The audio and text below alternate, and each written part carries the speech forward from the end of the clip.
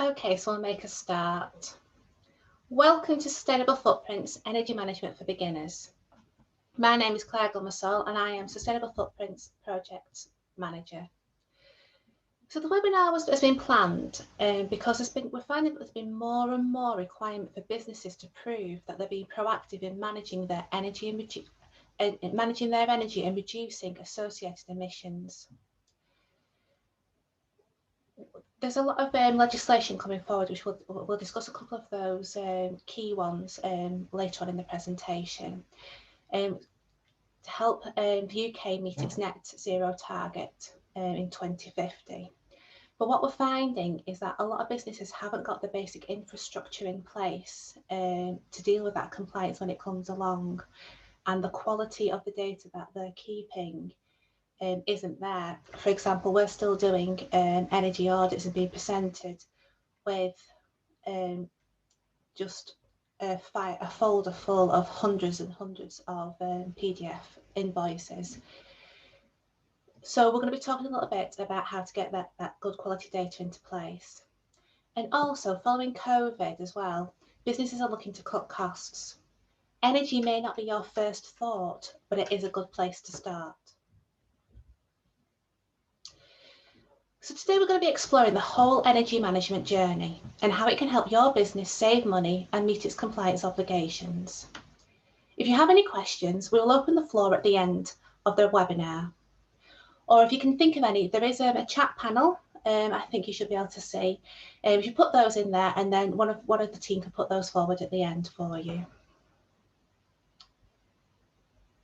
Okay, so what is energy management? It's a process of monitoring, controlling and reducing energy consumption in a building or an organisation. The important thing to remember about energy management is not just a one-off. It's a cycle, it's a continuous activity.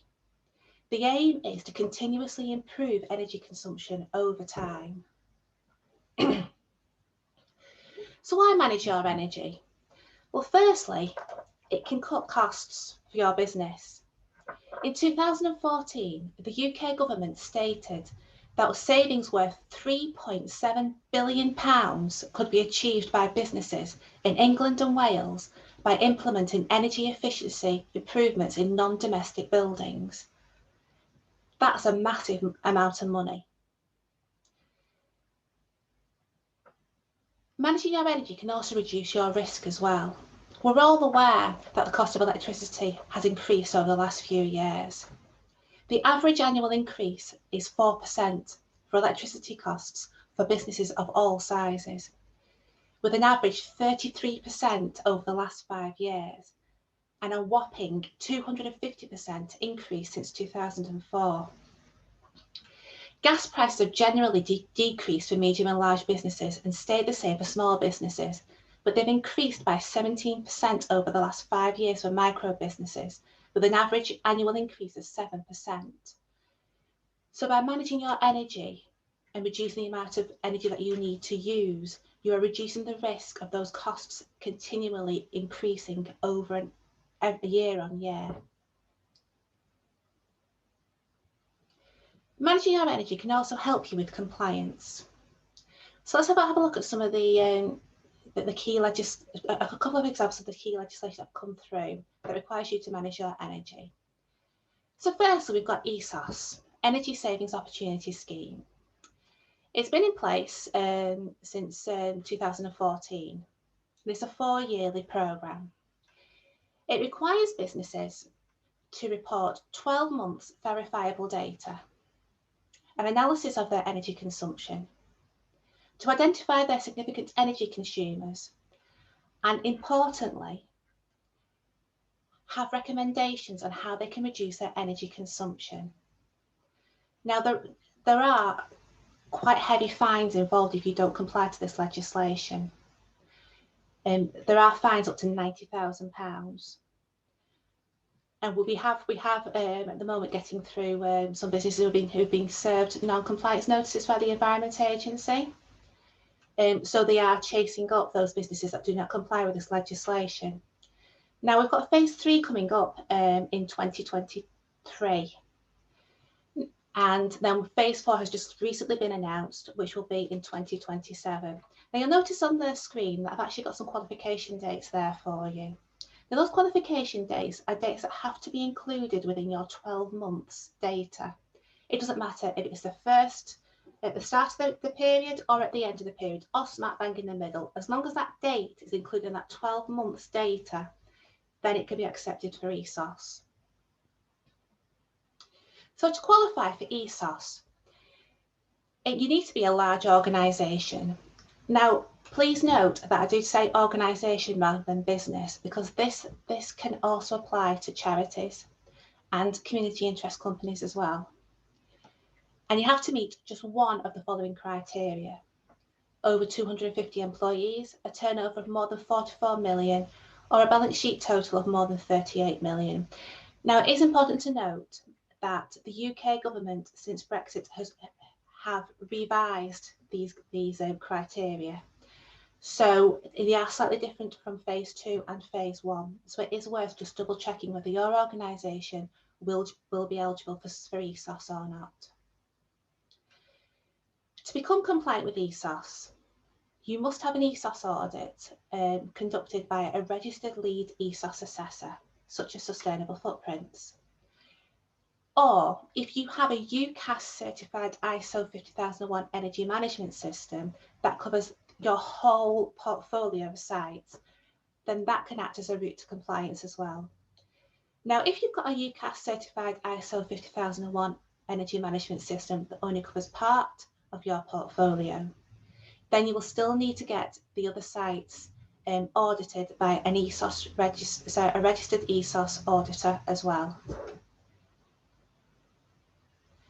The other key piece of legislation is SECA, Streamlined Energy and Carbon Reporting. Now, this is relatively new in that it only came, it became law in 2018, and the first lot of accounts that this applied to was the year ending the 31st of March 2020. Now, this requires large businesses to include their annual energy consumption and greenhouse gas emissions within their annual accounts. The report needs to include more than one intensity ratio and any energy efficiency actions that have been taken. It must include an annual comparative. Obviously, this is an annual requirement, so you're going to be reporting this year on year. Obviously, in your first year, you won't be able to do a comparative, but you will be able to do going forward. And also, it's also important as well that you detail the methodology used. Now, the penalties for not abiding by SECA are exactly the same as those for not submitting your annual accounts to Companies House. So there are fines, and also the company could be struck off the register as well. So the deadlines are exactly the same as your annual accounts, because this actually goes inside it. So, for example, if your financial year is between April and March, the deadline will be 31st December. If your financial year is January to December, the deadline is 30th of September. The rule of thumb is it tends to be 9 months after the end of your financial year. So the qualifying criteria for SECA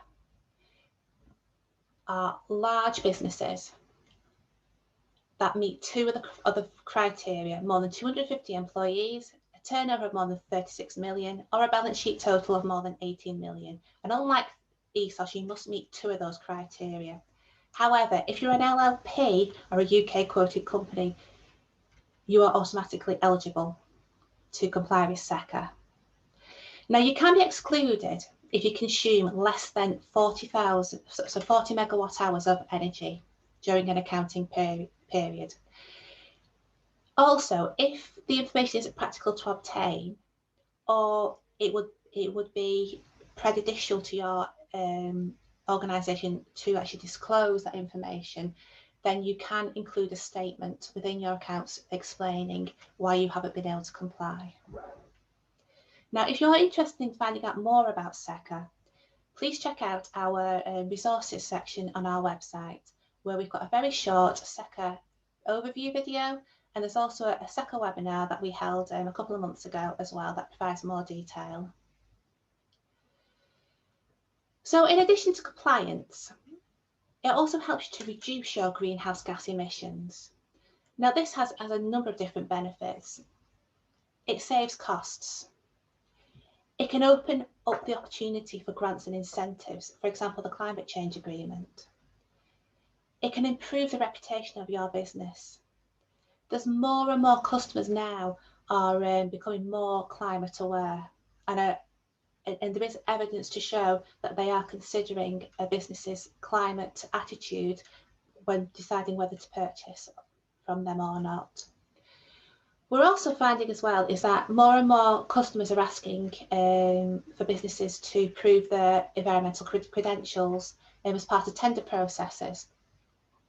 In the last month alone, we've probably had about 4 inquiries from businesses who've been asked to provide evidence that they are actively reducing their greenhouse gas emissions as part of a tender. And we've also found as well that current customers are also looking at their supply chain and seeing how environmentally friendly they actually are. So there is a requirement, a growing requirement there.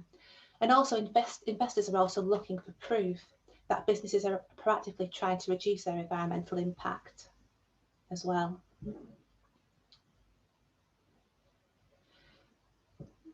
So energy management, it's a team effort.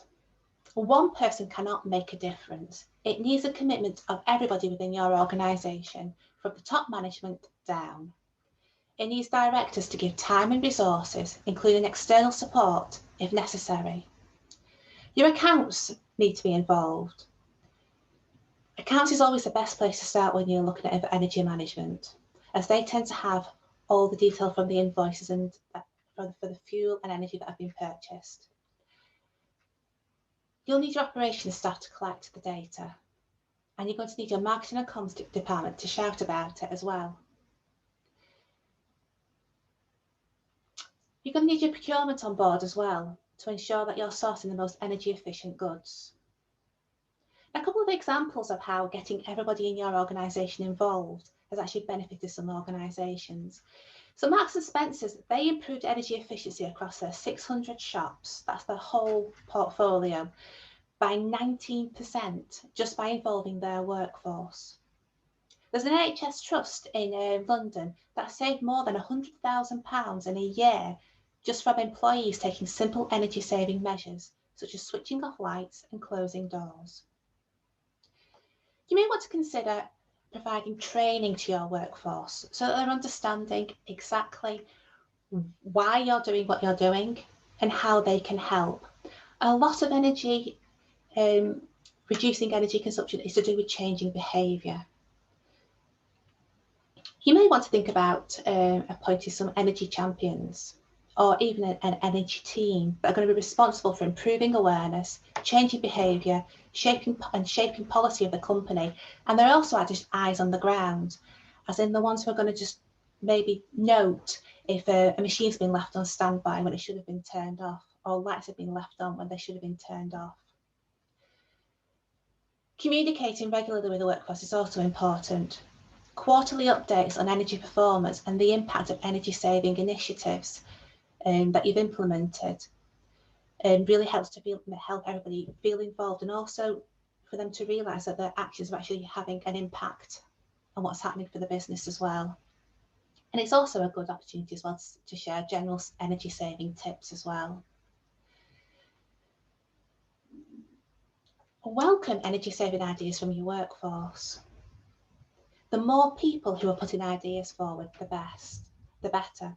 And it could be that you may want to offer a reward for any ideas that you've implemented that have actually worked as well.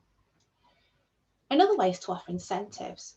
Maybe have competition between teams and departments with an award or some sort of bonus paid from the money that you've saved. All these ideas can really help to drive the energy efficiency. We audited a company who had sites all over the UK, and they had what they called a battle of the base loads. And they basically pitted off all their different sites against each other to reduce their energy consumption as much as possible. And across the board, across the whole of the UK, they save between 2 and 3%. So just by having that competition. So it really does get people fired up and really does get that commitment from your workforce to take part.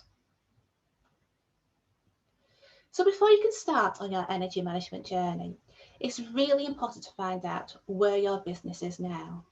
Now we have a fantastic free download you can get. That's a great place to start. You basically have a look at the table and fill in where your business is at the moment. The higher up the table you are, the less work you've got to do. But it gives you a great idea to understand exactly where you are now and what work you need to do before you really get on top of your energy management.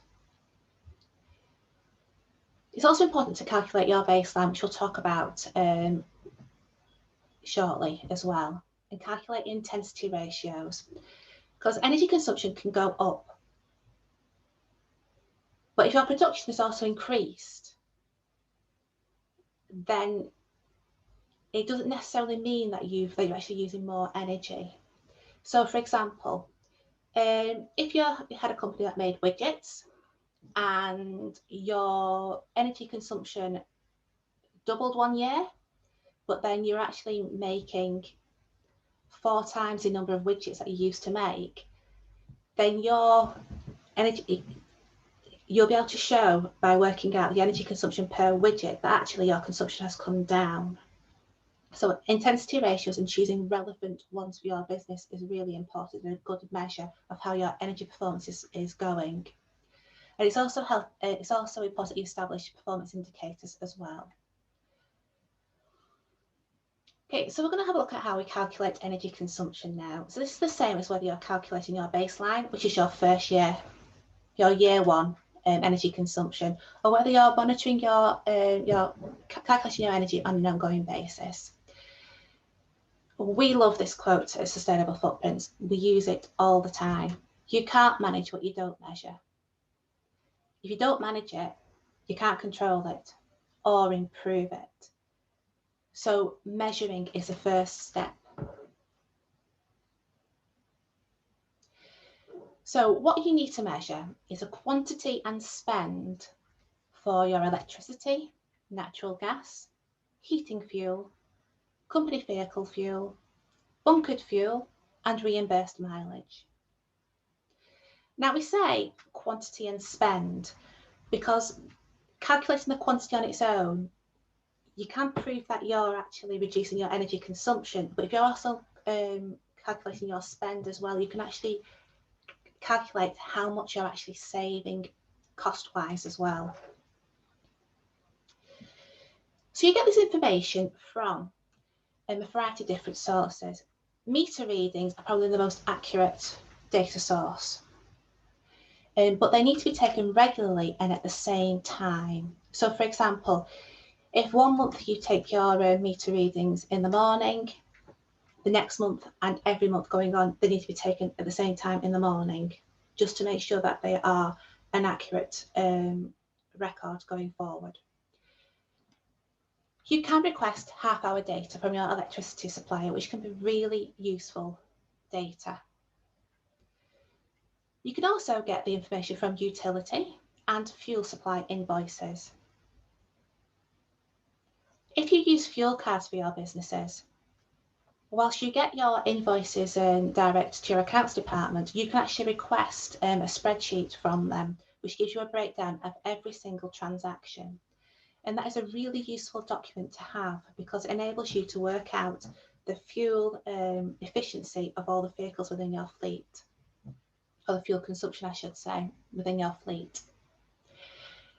And also you need your reimbursed mileage expenses as well. So it is also always useful for the accounts to record the number of miles that are being claimed, as well as the amounts that you're actually paying out as well. And again, we do have another free download available from our website, which you may find useful, which is basically a spreadsheet to help you record all this information. And that is a really good basis for your energy consumption. So once you've calculated your energy consumption, you need to have a look at then at analysing the data. So you're going to be looking at comparing your energy performance against the baseline and previous years. So obviously, if this is your first year, you don't have anything to compare it with. But the idea is that year on year, you'll be able to compare it and compare it back to that baseline, that year one data, to see how much you have improved. Identifying trends and anomalies as well. Find out where you can improve your energy consumption, and also estimating future use and consumption going forward as well. Next, you need to set energy reduction targets. But remember, they need to be relevant. And ask yourself, are they achievable, or have you just plucked a figure out of thin air? And don't forget that targets are not set in stone. You can revisit them, you can revise them whenever you need to do so to make sure that they remain relevant to your business. The next step is to identify energy savings opportunities. So you want to be having a look at what your significant energy users are and what you can do to reduce their consumption. You want to be looking at areas of energy waste. One of our consultants suggests conducting an out of hours walkthrough of your site and looking for machinery that's been left on standby, lights that have been left on, any energy that is going to waste. Another good thing to have a look at is look at your energy consumption during lockdown. If your site was closed down, what was your energy consumption like? You need to identify issues that need to be rectified. For example, have you got machines that are not working efficiently? Are there drafts? Have you got big gaps around your doors and your windows that are causing you to lose heat and costing more money? Once you've identified where you can save the money, the next step is to actually implement those energy savings and then monitor their impact to make sure they're actually working for you.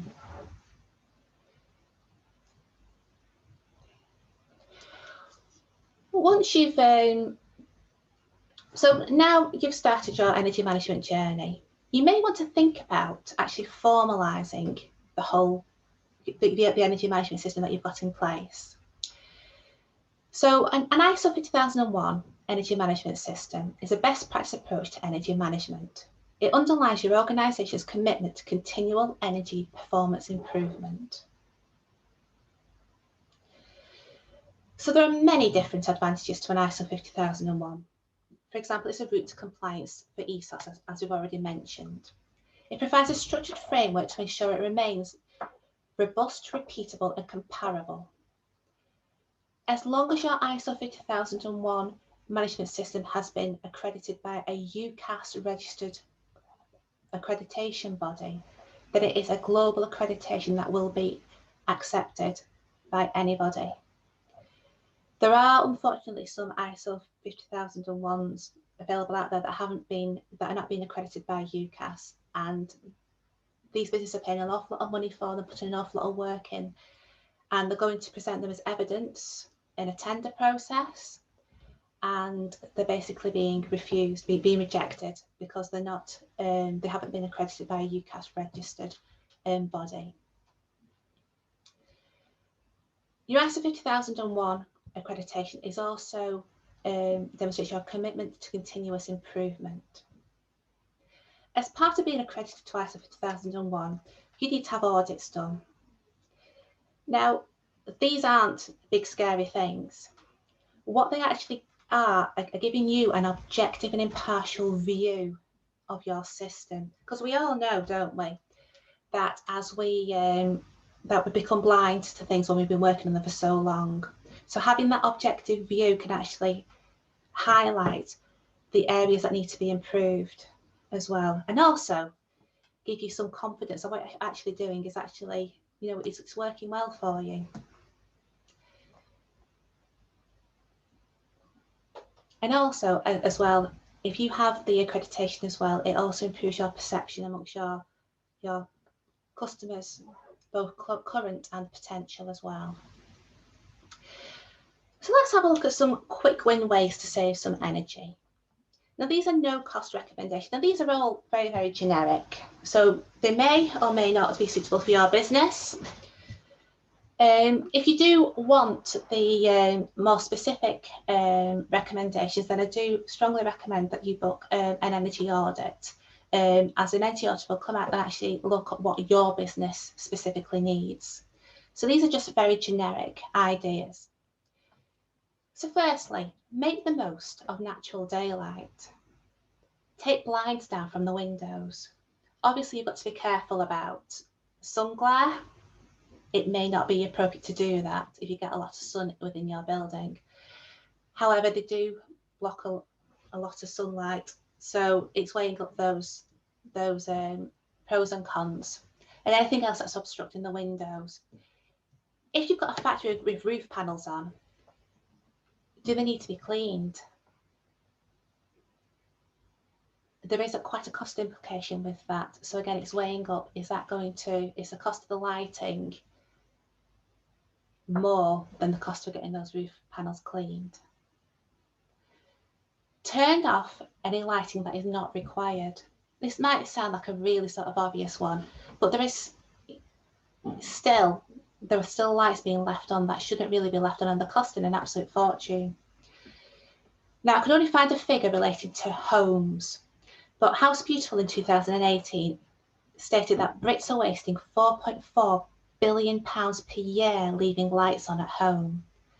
And that is more than £838 per user per year whilst they're not in the house. So you can imagine that for a commercial premises, that could be significantly more. Next, moving on to heating. Turn the thermostat down by 1 degree. You can save between 1% and 3% on your heating bill. Now, we're not saying go back to your place of work and go and turn the thermostat down by 10 degrees and say, yeah, we're going to be saving up to 30%. That isn't what we're advocating. Have a think about, does your building have to be heated to 23 degrees? 21 is a nice, comfortable temperature. And by knocking your thermostat down by those 2 degrees could save you up to 6% a year on your heating bill. It's worth considering. Now, there is some debate as to whether heating should be turned off in an evening or out of hours, or whether it's best to just turn it down. But by turning down the thermostat by 7 to 10 degrees out of hours can save a business up to 10% per year. So again, it's working out what's best for your business and what's going to work well for you. Turn off any equipment out of hours rather than leaving it on standby. Now, we know that some equipment cannot be turned off. It has to be left on standby. And then we've got those pieces of equipment that, the amount of time it takes for it to actually heat up, it's better to keep it turned on. I had a computer in one job that used to take an hour of a morning to come on. And so I found myself leaving it on standby overnight and then only shutting it down on a Friday because it was just an hour for it to come on. Didn't have the time to wait. So it is, again, weighing up what is right for your business. But some figures from the Energy Savings Trust, that a laser printer costs £18 when it's left on standby. A PC wastes nearly £2.50, and an iPad charger wastes £12 per year. Now, these are only very small amounts of money, but just think about how many computers you've got in your building, in your business, and it soon adds up. Moving on to fleet. Ensure tyres are inflated to the correct pressure, and that can save up to 1% on your fuel bill. Michelin, found that tyres underinflated by 7 psi decreased fuel efficiency by 1 mile per gallon. So a car driver travelling 20,000 miles a year is adding £100 to their fuel bill. Again, it might not sound like an awful lot, but think about how big your fleet is. If it's a fleet of 20 company cars and they've all got underinflated tyres, that's £2,000 extra a year. The Department of Transport state that HGV tyres below 10 psi, there's a 1% fall in fuel economy. Now, we audited a large freight company with 760 HGVs. Again, if all their tyres were underinflated, that's an additional £35,000 a year they're paying in fuel that they shouldn't be. Plan routes before setting off. If you've got delivery vehicles, consider where all the different drop-offs are going to be to make sure you're planning efficiently. And also think about what stipulations you're putting on your drivers as well. For example, we audited a company who told their drivers not to use toll roads because they were too expensive. However, the drivers actually going around the toll road were using more fuel than it actually cost to go on the toll road. So they're actually losing. Fleet Equipment magazine have stated that you could save between 1% and 2% just by planning routes. Use real-time traffic information while driving. So this can help you avoid sitting in traffic and again wasting fuel. You can save up to 2%. Now, a lot of vehicles now have built-in sat-navs with real-time traffic information. However, if you've got a vehicle that hasn't, then there are free apps available such as Waze that actually give you that information there. And it can save, say, up to 2%. This is one that people might not think of, really. Keeping your vehicle clean. Clean vehicles have less drag on them. They're lighter.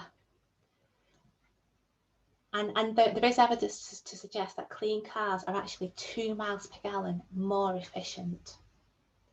So it is worth considering regular cleans of your vehicles.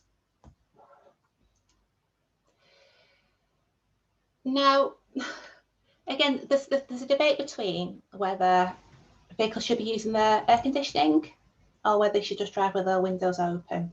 Now, we did have a client who actually disabled in-cab air conditioning for all their drivers. So the drivers were driving around with their windows open, which then increased the drag of the vehicle, which then increased fuel consumption. Air conditioning isn't always the least efficient use of fuel. Sometimes having the window open can be worse. So, for example, leasing.com found that using air conditioning increases fuel consumption by 10%. However, driving at speeds with the window open increases fuel consumption by 20%. So there is an argument for having that air conditioning on whilst you're going down the motorway, and maybe while you're driving on the 30 mile per hour roads, having the window open instead. Don't overload the vehicles. It is so tempting to do this, isn't it? Oh, I've just got one more box to fit on. We've all got to squeeze it on. No. Just go to the capacity because you can actually invalidate your insurance, and it can actually break the law as well for delivery vehicles to be above capacity. But it's the same to consider as well for your company cars as well.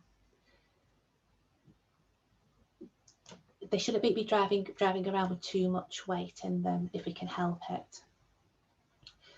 So the Massachusetts Institute for Technology found that by reducing vehicle loads by 35% can lead to fuel efficiency savings of between 12 and 20%.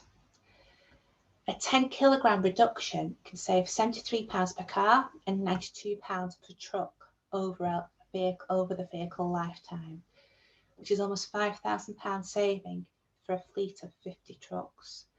Again, it's only small amounts of money, but think about that over your whole fleet and over the lifetime, and think about how much all these little pots of money are all starting to add up to as well. So there's some no cost recommendations. Now we're going to move on to some energy saving tips. These are typical recommendations that we tend to pick up time and time again when we do our energy surveys. So if you've got a problem with lights being left on, it is worth considering occupancy PIR sensors. What these do is the lights will come on when they sense somebody there, and they'll go off when nobody else is there, when nobody is actually there. And they can save energy, save up to 60% on your lighting bill. Consider replacing your non-efficient lighting, such as the fluorescents, with LEDs, and that can save up to 30% on your lighting. Ensure that your outer walls, ceiling and floors are properly insulated. And again, you can save up to 35% of energy by ensuring proper insulation. Reseal windows and doors to block up drafts. And it helps you to retain heat, and it can save up to 10% as well. Replace inefficient equipment. How do you know if a piece of equipment is inefficient? A good thing to consider is sub-metering. We recently audited a textiles manufacturer that had over 120 different types of looms. Some of these looms were just a couple of years old, and some of them were well over 20 years old. And they want to know, they knew that some were not working as efficiently as others, and they want to know how to identify those. They didn't want to just assume that the ones over 20 years were the ones that were not working efficiently. So we recommended them getting some sub-meters. Now, they didn't have to buy over 120 sub-meters, because sub-meters, you can move them around. So they had to buy it, get hold of a handful of sub-meters and just move those around to identify which are the most inefficient pieces of equipment. Another tip is to be proactive with your maintenance schedule as well. Service major machinery on an annual basis to make sure that it's running efficiently. Don't just be proactive with your maintenance, as in wait for it to go wrong before actually doing something.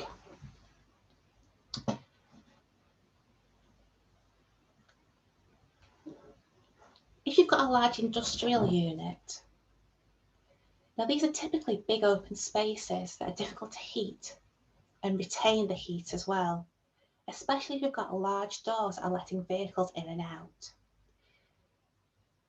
Rapid roller shutter doors, they save energy by providing insulation at access points and prevent heat loss due to the doors being left open. Something else to consider is a variable speed drive, which can achieve up to 50% energy savings. Now, variable speed drives provide effective speed control of AC motors by manipulating voltage and frequency. They control the speed of a motor, and it provides users with improved process control, reduced wear on machines, and increased power factor, as well as large energy savings. And finally, consider insulating your water tank, pipes and radiators. It's a quick and easy way to save money on your bill. Lagging water tanks and pipes and insulated behind radiators reduces the amount of heat loss, so you spend less money heating water up, and hot water stays hotter for longer. ConsumerRights.org state that the cost savings of £2 per metre per year can be achieved from lagging pipes. So think about how much piping you've got within your sites. £2 per metre savings just by lagging. If you already have a jacket fitted around your water tank, check the thickness of the jacket. It should be at least 18 millimetres thick. If it isn't, consider buying a new one.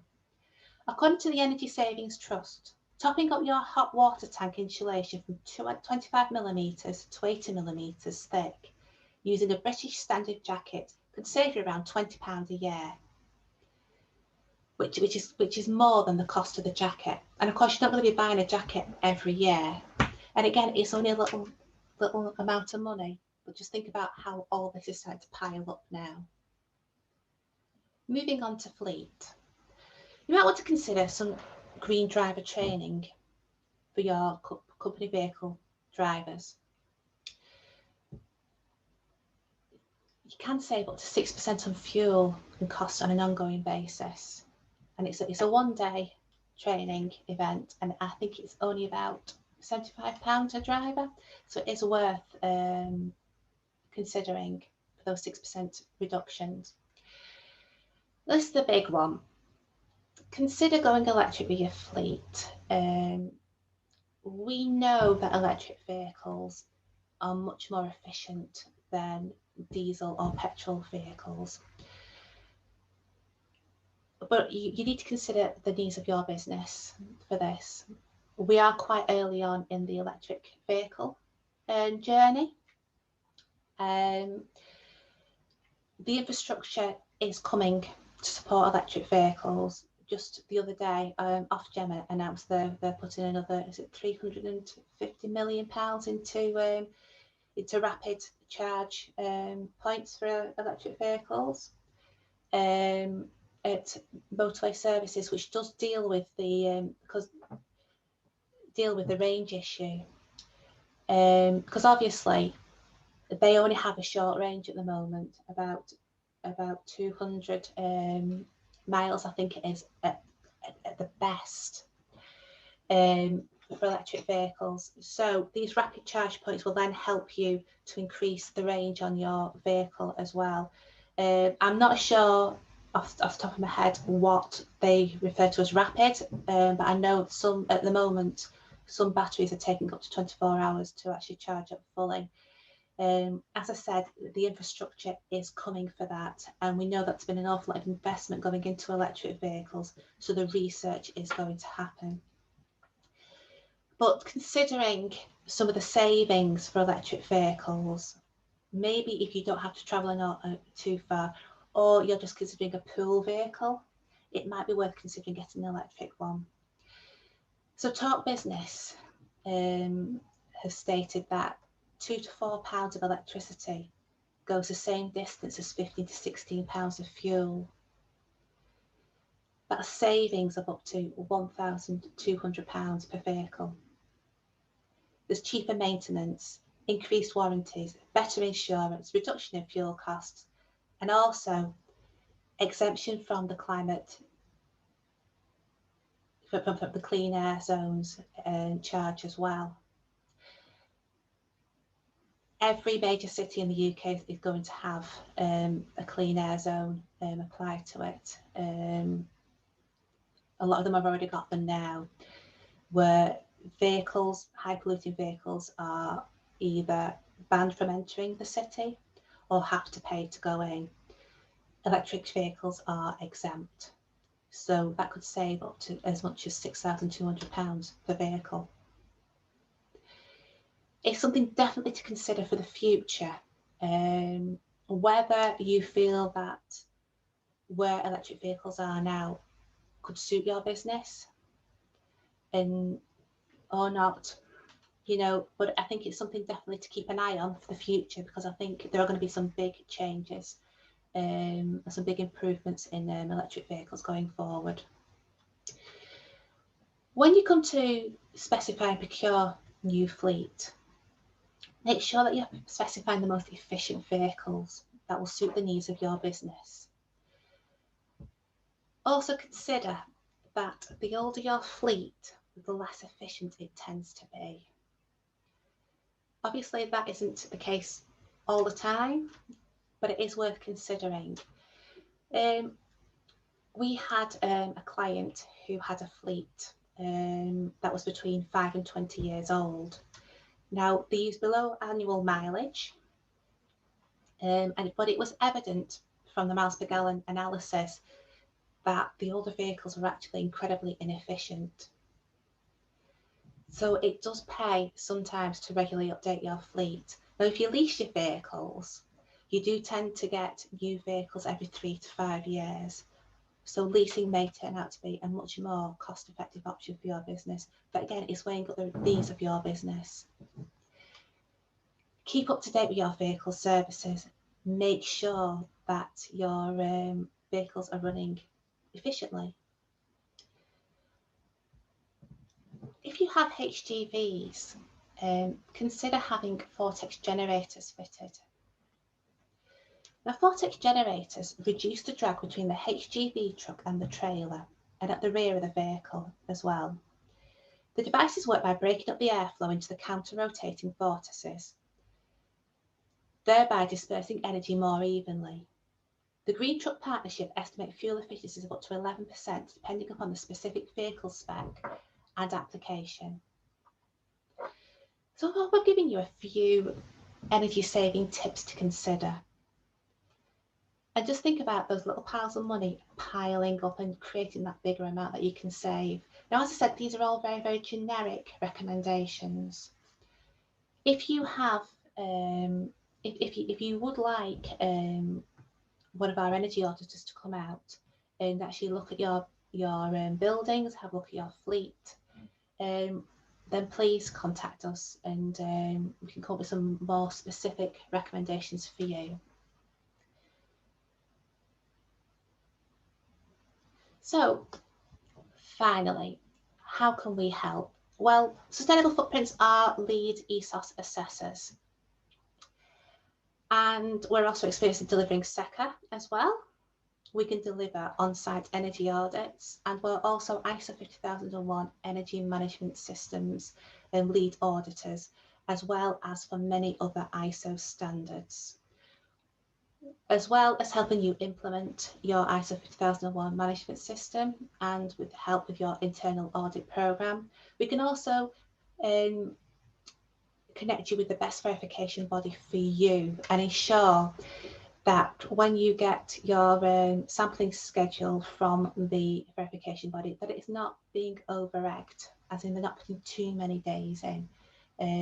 We actually work with a lot of verification bodies, and we know the number of days that they should be given. So we could definitely look at those for you.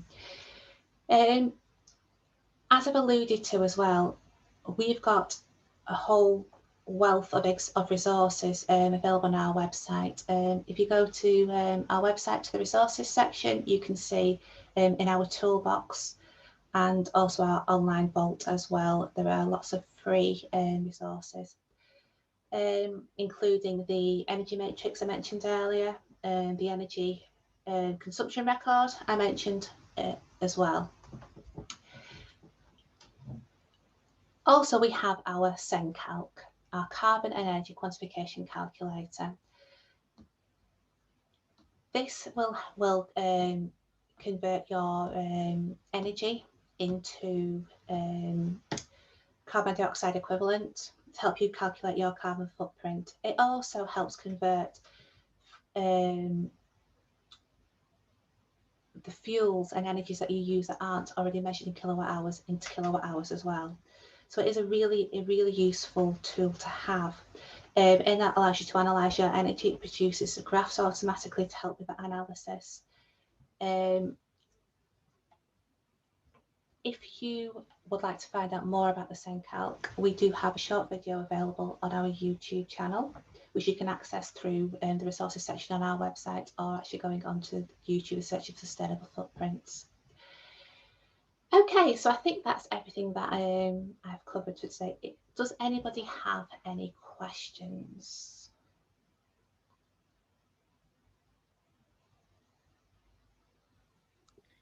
Hi, Claire. Hi. I've just had a question come in from one of the guys listening in on their phone to your webinar. So he's basically asking, they're looking at going for ISO 50001, but they want to integrate it with other management systems and their whole carbon strategy. How does that work? Well, ISO management systems tend to be very similar to each other. So they do tend, if you've got one in place, it doesn't take an awful lot of work to actually include another. So what we'd recommend you do is you have a gap analysis conducted to actually highlight what you've already got in place and what you need to do to implement the new ISO strategy, the ISO management system. And as I said, that is something that Sustainable Footprints would be able to help you with. Okay. Any more questions? Hi Claire, it's Ashley here. Hi Ashley. Hi, thank you so much for that presentation. You've covered an awful lot of ground and it's very much appreciated. I'd just like to re-emphasize a couple of points, if I may, that you of course, Ashley. So can I just introduce you first, Ashley? Sorry, Ashley is one of our energy buildings energy auditors, one of our experts. So he's he's on hand if anybody's got anything more specific to ask with regards to buildings. Okay, thanks, Ashley. No problem, no problem. Yeah, what I would like to say first of all is a very good point you raised about hidden energy, and out of hours survey work to find out, you know, if there is anything left switched on. And generally, when I've been carrying out audits, even when the place is occupied, there's probably about 10% of the load which has been used and not doing anything. So even out of hours, it's more important. The other thing perhaps people might want to consider is the use of heating and air conditioning systems, i.e. heating via radiators and air conditioning in the cassette units. I've often been in areas where people have actually had both systems working because it's been too hot and they put the air conditioning on. So the air conditioning is cooling down and the radiators are heating up, and it's a vicious circle. So that's an important point, I think. And well, not finally, but we may want to consider renewable energy. But my caveat on this is get your energy management up to date first, because there's no point in wasting the energy that you're producing from renewable sources if you've got an inefficient system. Basically, it means that you've got an oversized renewable energy system and you're just wasting it into atmosphere. And so, yeah, consider energy management before renewable energy. And the other point, which I found interesting with regard to fleets, is electrical vehicles. And Claire, you said how more efficient they are, which is quite right.